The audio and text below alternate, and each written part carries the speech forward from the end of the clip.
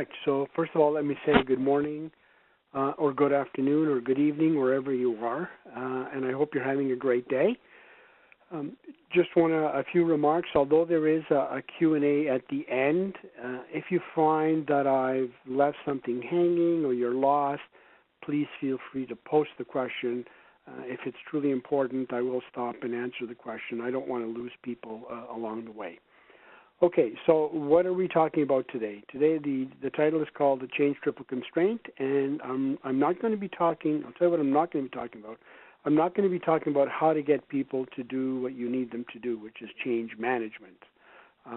We're going to be exploring the nature of change itself, and we're going to be discussing one very important topic, which is change versus progress, and a structured approach to understanding that. Now, I just show some of the companies I work for. So my background is IT and process design, and so you can look at that at your leisure. I'm not going to go through it, obviously. So is understanding change important? Clearly, for those of you that are here, you think it is. And so why is it important? Well,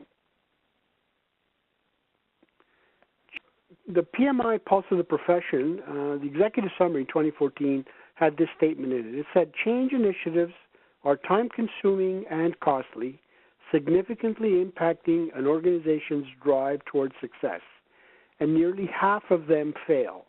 So that's a pretty sad statistic that so many change initiatives fail.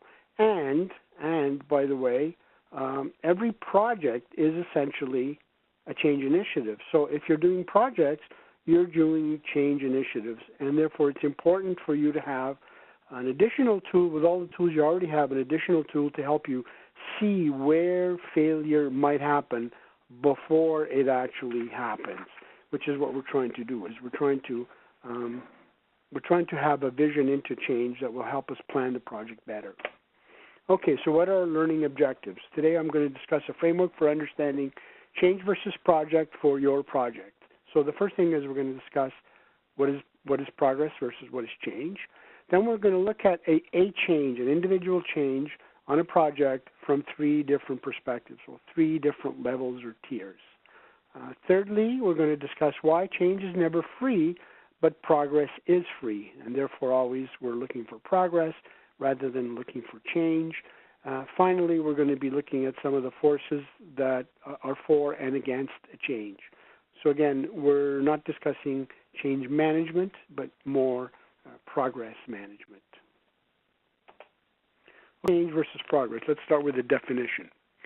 So this comes from the dictionary. It says change, to make the form, nature, content, future course, etc. of something different from what it is or would be if left alone. So a change is really making a difference in the future of something. So if it's software, you might be changing code. If it's a business process, you could be changing people's skills. You could be changing technology. The point is you're changing something in order to achieve something else immediately, or to change its course so that the future will be different from what it would be if left alone. So that's change. Now what about progress? Progress is movement toward a goal or to a further or higher state. So the first, if we compare these two, we can see that change is about moving away from something, whereas progress is moving towards something. So obviously, every progress is a change. You have to change in order to progress, which means you do have to move away, but move towards defines whether or not it's going to be progress or simply change. So let's look at this in just a little bit more detail. So we're talking about change versus progress. So in this diagram, you see a big red circle and a dark black circle in the middle. So the reason I've colored it red is because change always costs. So think of it as red. Whatever the change is, even if the desired result is positive, change will always cost. Progress, on the other hand, is the difference between the benefit and the cost of the change. So in today's world, if we're talking about half of the change initiatives failing, what we're saying is that the outer circle is bigger than it needs to be. What we really want is we want something like this to happen. We want to either reduce or eliminate the difference between those changes which end up being progressive, which lead to progress, and those changes that don't. Now, we'll never be able to eliminate it entirely, but we want to be able to have some additional tools to help us figure out in advance where is the risk going to be that will cause a change not to lead to progress. So as a final thing, I guess I would say there's no progress without change, but there are plenty of changes that don't lead to progress. And can you tell the difference on your project? Because that's really what you're after, is can you tell the difference? Okay, so let's investigate a framework for telling the difference. So I talked before about the 3 tiers of change and how that relates to progress. So when we look at change, we can look at it at 3 different levels. So at the bottom, there's the work that is to be done. So the work is really we can change, and I call it the component level.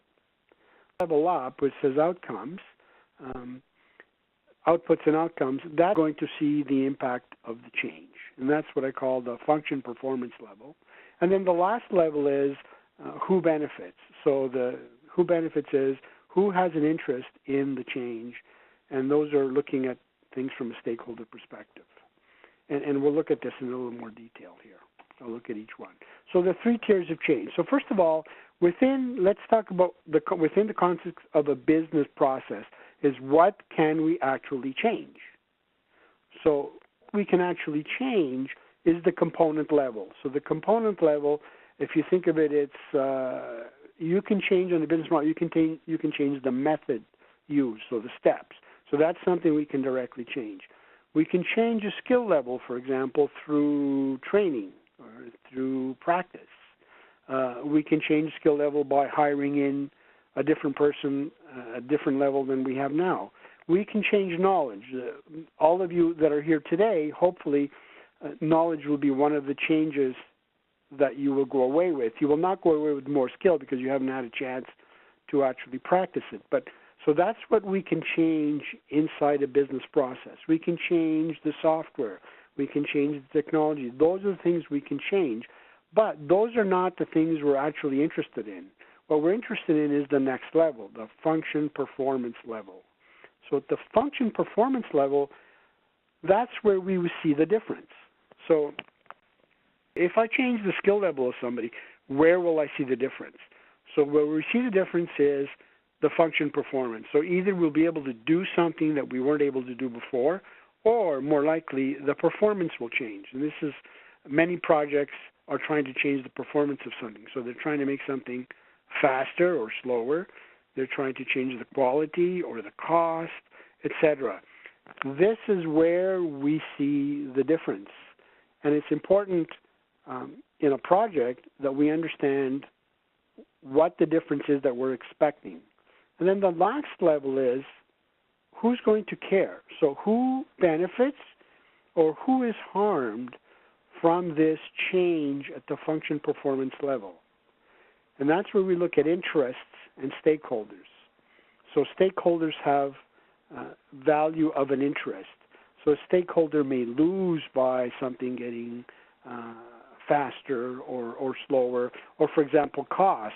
If we reduce the cost of producing an automobile, that may be great for the manufacturer and for the customer, but it may not be great for the employees. So that's where we see that different stakeholders have different interests. And so when we think of a change, I would like you to start thinking in terms of these 3 tiers. And what drives the project forward is where is the gap? So if we're trying to eliminate that 50% failure rate, we have to ask ourselves, where's the gap? At which tier are we failing most often?